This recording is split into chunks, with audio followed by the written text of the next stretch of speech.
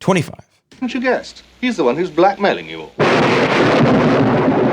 can't come on, don't do anything rough. Put him up. Put him go. Gentlemen, pipe them out. You can't fight. You barely don't fight at all. He calls me a bastard. No, Is that necessary, Mrs. White? Wait. The police are coming. Oh, no. My career is a very sensitive. Listen. Blackmail depends on secrecy. You've all admitted how he's been able to blackmail you. All you have to do is tell the police he'll be convicted and your troubles will be over. It's not so easy. You'll never tell the police. Then I shall. I have evidence in my possession, and this conversation is being tape recorded. Point of order. Tape recordings are not admissible evidence. Ladies and gentlemen, the police will be here in about 45 minutes. Tell them the truth, and Mr. Body will be behind bars. Where are you going?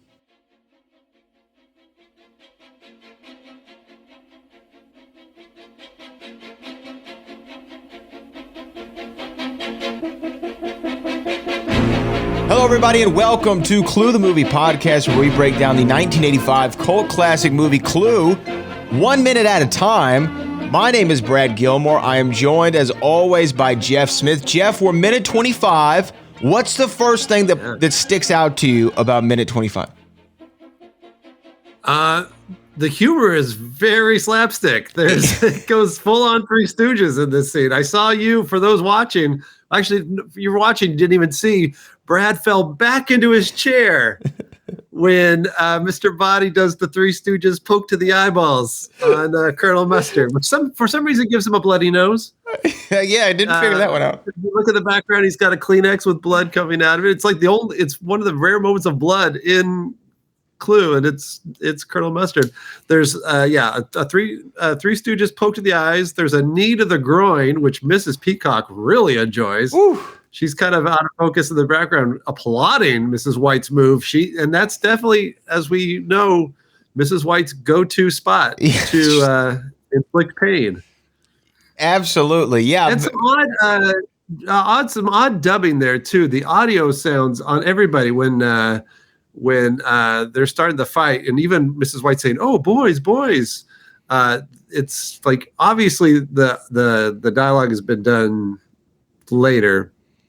But it's weird. First off, the first thing that did stick out to me, yeah, absolutely. I started laughing when I saw the slapstickness, because it's one of the things that we've always talked about with this movie from the beginning, is there's so many different kinds of humor in this one movie. It doesn't hit one tone the whole time. Like, let's say like an Adam Sandler movie does, right? Where it's like very one kind of funny, or I'm trying to think of a different example, or a Judd Apatow movie is a very certain kind of funny.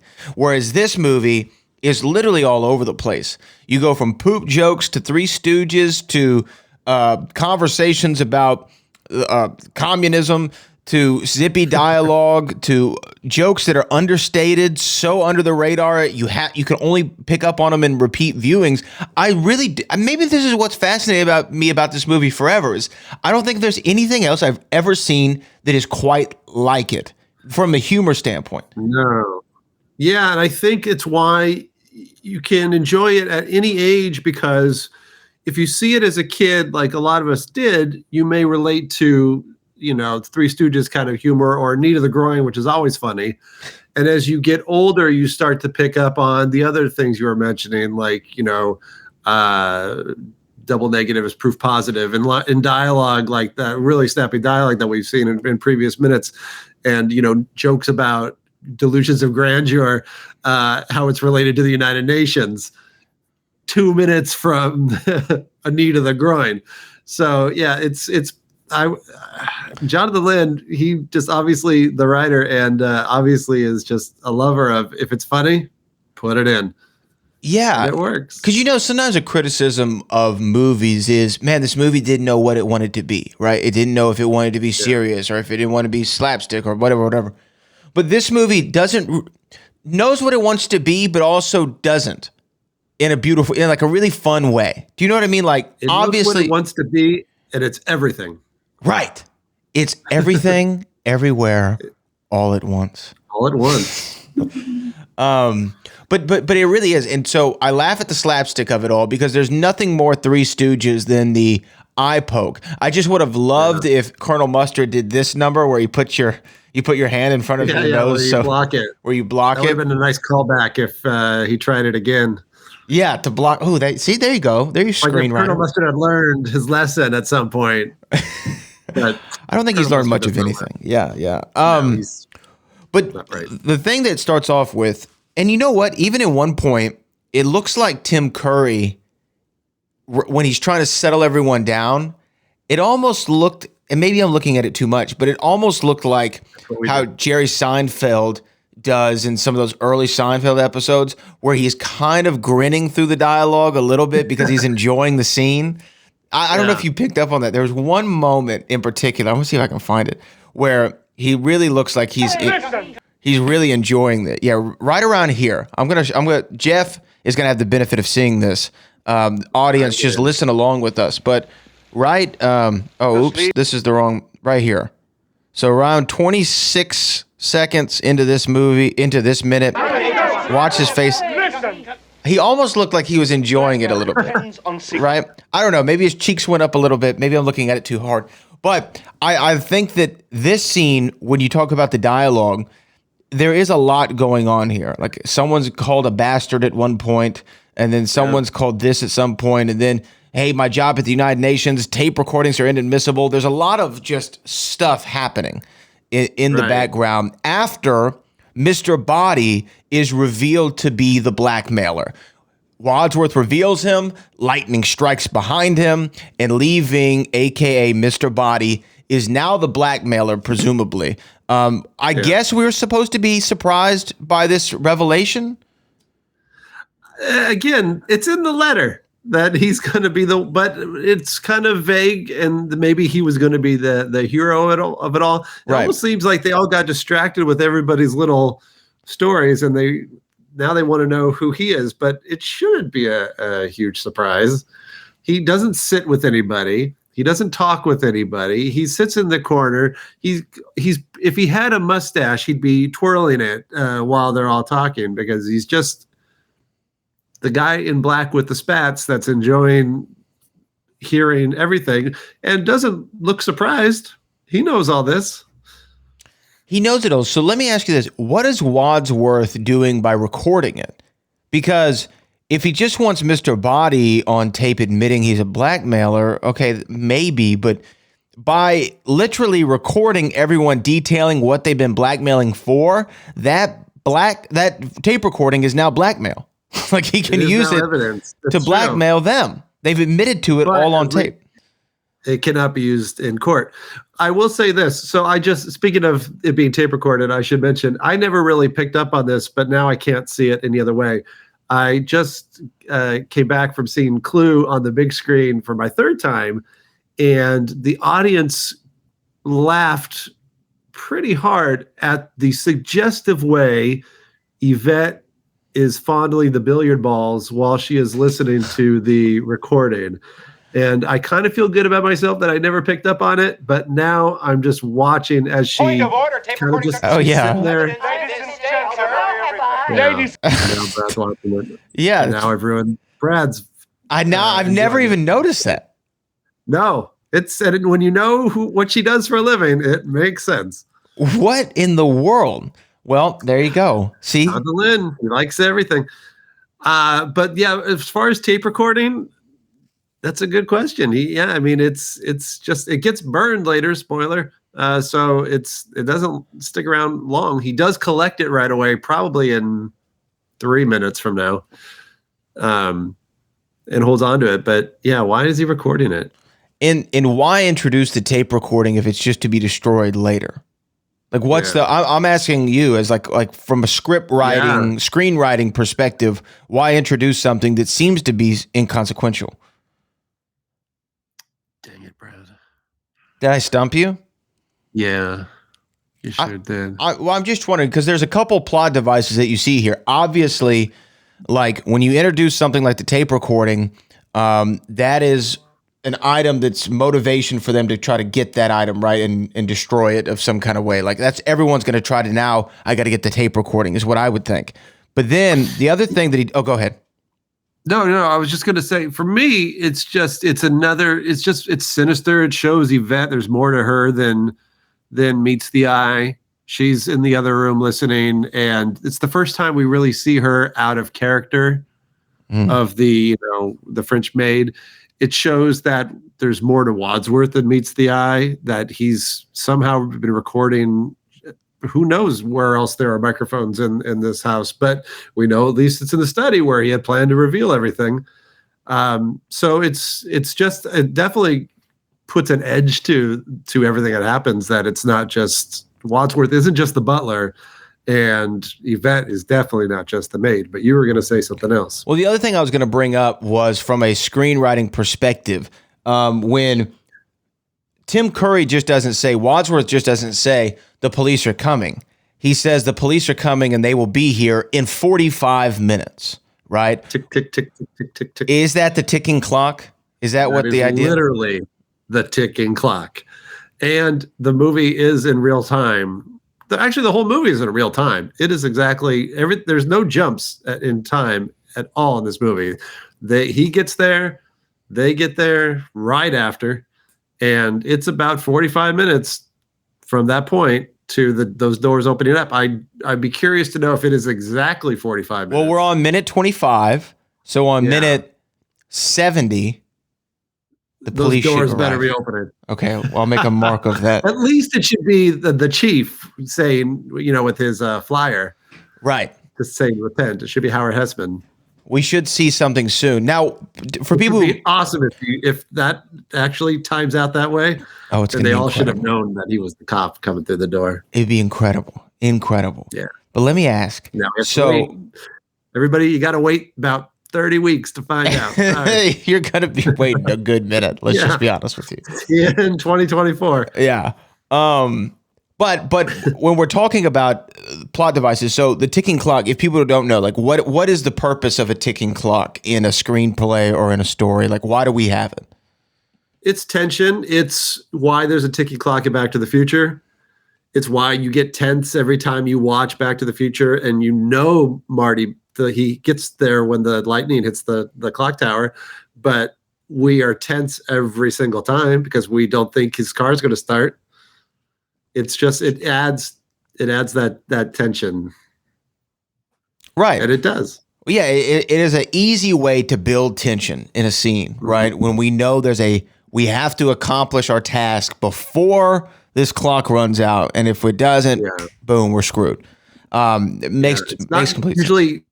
It's not usually like literally a clock sometimes, but in this case, it's time. Can we think of another, like, what would be another example of that in a movie that's not a clock, like Back to the Future or Clue? Like, what else would be?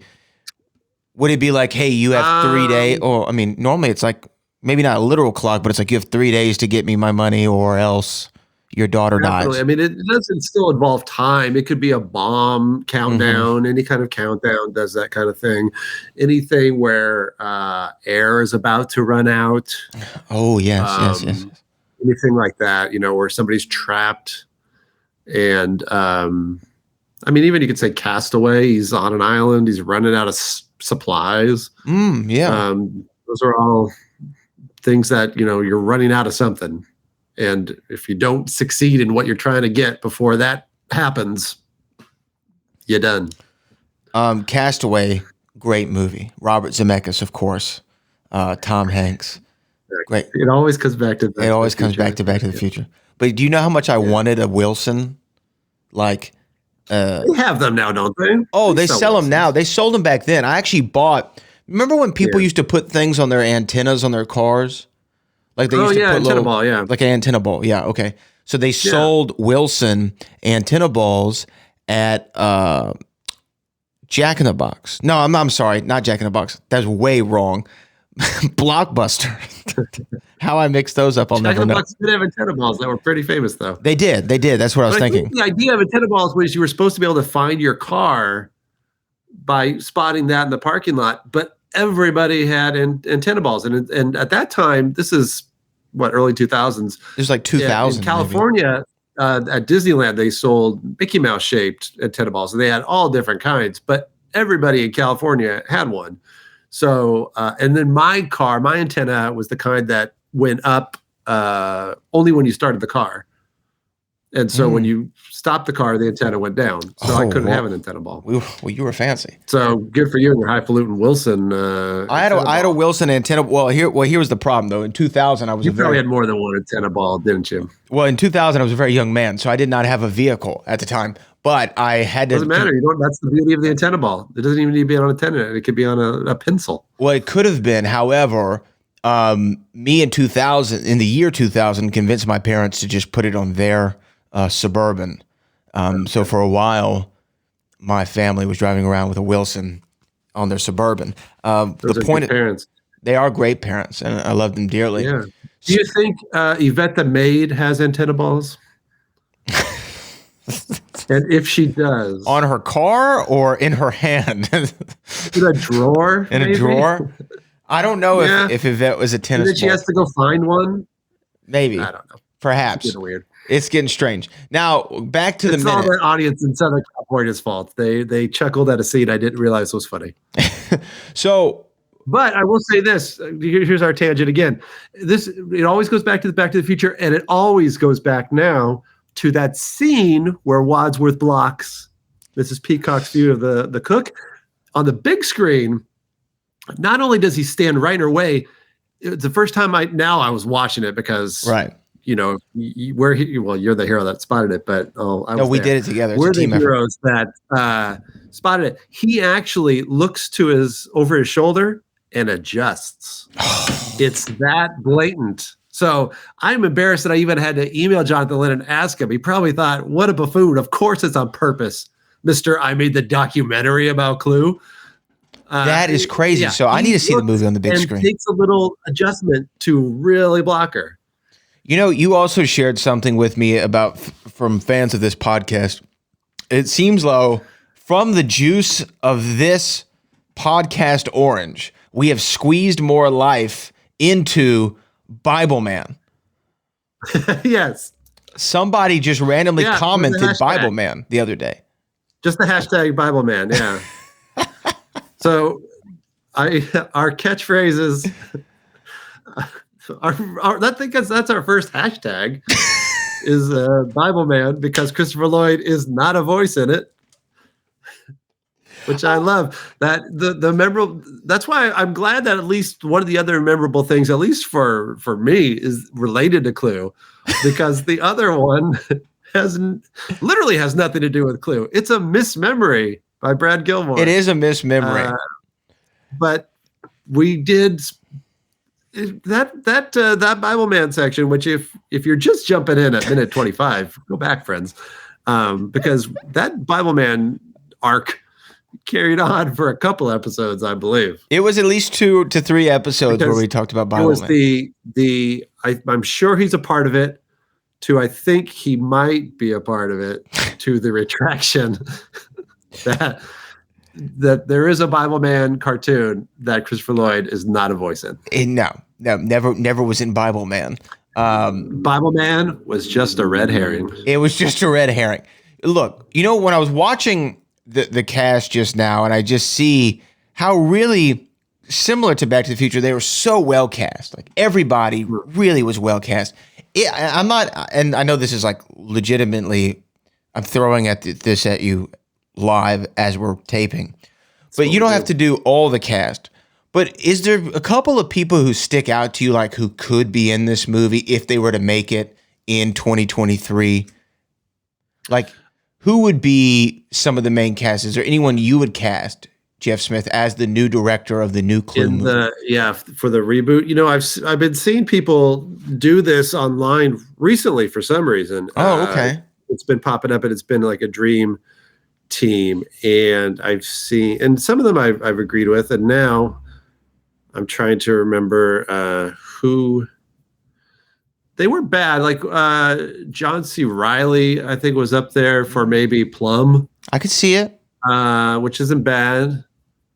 As far as the women go, like I could see a Jane Lynch. Oh, Jane Lynch. as Interesting. maybe a Peacock. Very, very Miss Peacock. I love this casting. Yeah, I'm just thinking of people I like, and then I'm trying to squeeze them into the part. Yeah, who do I go see a movie in? Oddly, Ryan Reynolds, who I do like, but I can't see him as anybody. I guess maybe Mr. Green. Attached to it. Could he be Mr. Green? Yeah, anybody can be Green, I guess. I will say this also, watching Clue on the big screen again, I think the theory we had, if not last episode, the episode before, that is not the real Mr. Green. I stand by that even stronger now, because when Wadsworth goes to the door, he gives a weird look, like he doesn't know who's at the door, and then he looks at the rain. And then when Mr. Green says, "Is this the place to meet Mr. Body?" Wadsworth's line is, "Oh, you must be Mr. Green." He doesn't say, "You're Mr. Green." He knows who Colonel Mustard is. He knows who Mrs. White is. But he goes, "Oh, then you must be Mr. Green." He doesn't know what he looks like. Whoa. So that's true. He says it to everyone else. Yeah. Only to you're to be known as Mrs. White. You must be Mr. Green. Oh, you. But he has a confused look, one at him, but then also he seems surprised that it's raining, which is weird that you didn't hear that or look out the window. But I don't think that's Mr. Green. Hey, you know what? Why don't we go against type? You know how like in the Ghostbusters movie, the Answer the Call one, the secretary was Chris Hemsworth. Let's repeat that, because that was such a dynamite. But go ahead. You know the secretary was Chris Hemsworth? Yes. What if we went against type for Mr. Green, and instead of being like a thin, frail, not frail, but like a thin kind of maybe he is, maybe he isn't. What if we went with like The Rock? How'd you get a wrestler in there? What a surprise. What do you think? Yeah, because I could see The Rock going, "I'm not going to let Wadsworth unmask me." We could do it. You know, I The Rock's on my brain. I met The Rock like last weekend. I saw on your social. Incredible. But anyway, this movie continues on. Now we know who the blackmailer is. And although we're 25 minutes in, we have yet to see any murder happen. No weapons. No weapons, no murder, which is like at the beginning of the game when you play the board game, because I played it for the last time a couple months ago with my wife and sister-in-law. I mean, it's murder is on the table literally when you begin. Weapons are there. So all I'm saying, it's a lot of setup. I mean, because this movie's 97 minutes. Yeah. And we're 25 in. So we're almost a half hour into the movie, a third of the movie. Yeah. And no weapons, no murder. Definitely a lot of setup. We understand why they're all there now. However, what's going to happen? I don't know. Character is plot. I don't know, but Jeff Smith, I know we have more to talk about in this minute, but we're going to have to pick it up with minute 26 because I believe this is all for this edition of Clue the Movie Podcast. ClueDoc.com. Where can they get the Blu-ray and stuff?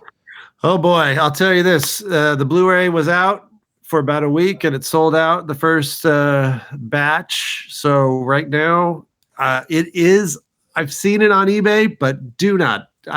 Don't do it. Because it's on eBay now for like $90-something. And I'm not happy about that. Especially because it's not coming to me, but also because that's not cool. I have a feeling, and I don't know if this is true or not, but I have a feeling that the distributor is probably pretty happy that, I mean, the first batch was only 1,500, which to me beforehand sounded like a lot. And there was a special version that had 1,000 that had a slipcover, and that was sold out in 24 hours. And then yes, and I'm mad about that. Another week. And so I would imagine they wouldn't be against doing another printing. And I think they probably should anyway, because there's a couple of errors as far as content. And it was pointed out to me at my last screening that I accidentally messed up on someone's subtitle on their name while it's being introduced. Oh. I typed the wrong last name because obviously I was typing the last names at the exact same time when I was making the titles. And I put someone else's last name on someone else's first name. And so far, no one had noticed it, but this guy did. And he pointed it out to me. And now that's all I see. So the next batch hopefully will be corrected. But come on to any of our social media and tell me if you've discovered who I accidentally gave the wrong name to. Because then later it does say his right name. It's a crew member. I will say that. It's not Cass. It's a crew member of Clue. And later it is correct and it's said correctly. But the first time his name pops up, it's wrong. Wow. Look at Fun that. game. Fun And game. I get super annoyed with typos. So that was crushing to hear that I left one in. Oh, don't worry, man. When I put the hardcover out of my book, I read through it and I found a typo on the first page. The first page of the book. Yeah, that one. That copy you have. Right now, everybody. Let's see. There's a typo on the, I believe it's the first page of the prologue. prologue. Yes. Yeah, there's a typo. In a On word. June 9th, 2019. Yeah, that's when I wrote that. This is a great book, by the way, everybody. Thank you. Let's not talk about Clue for 5 seconds. Back from the Future by Brad Gilmore, Yes. and only Brad Gilmore. Yeah, I only wrote the first one, and you know what? Not making that mistake again. But Jeff Smith, ClueDoc.com, Yes. theboatbradgilmore.com, and we will see you all again with minute 26 of Clue the Movie Podcast.